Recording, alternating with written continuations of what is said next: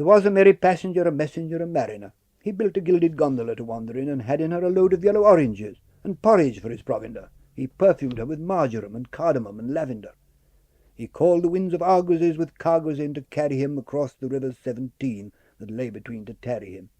He landed all in loneliness, where stonily the pebbles on the running river Derrylin goes merrily for ever on. He journeyed then through meadowlands to shadowland that dreary lay, and under hill and over hill went roving still a weary way.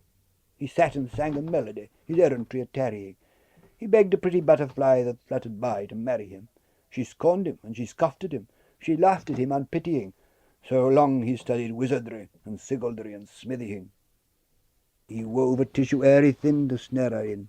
To follow her he made him beetle leather wing and feather wing of swallow hair. He caught her in bewilderment with filament of spider thread. He made her soft pavilions of lilies and a bridal bed of flowers and of thistledown to nestle down and rest her in. And silken webs of filmy white and silver light he dressed her in.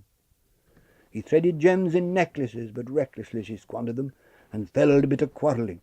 Then sorrowing he wandered on, and there he left her withering, as shivering he fled away. With windy weather following, on swallow wing he sped away. He passed the archipelagos where yellow grows the marigold, where countless silver fountains are and mountains are of fairy gold. He took to war and foraying, a harrying beyond the sea, and roaming over Belmary and Thelamy and Fantasy. He made a shield of morion of coral and of ivory, a sword he made of emerald, and terrible his rivalry with elven knights of Aery and Faery, with paladins that golden-haired and shining-eyed came riding by and challenged him. Of crystal was his habergeon, his scabbard of chalcedony, with silver tipped at plenidune his spear was hewn of ebony. His javelins were of malachite and stalactite. He brandished them, and went and fought the dragonflies of paradise, and vanquished them.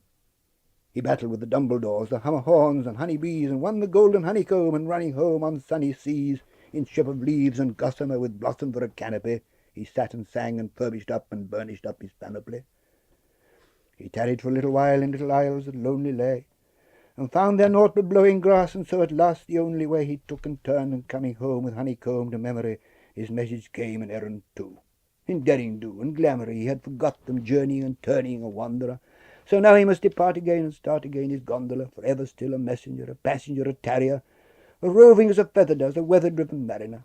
There was a merry passenger, a messenger, a mariner. He built a gilded gondola to wander in, and had in her a load of yellow oranges and porridge for his provender. He perfumed them with marjoram and cardamom and lavender.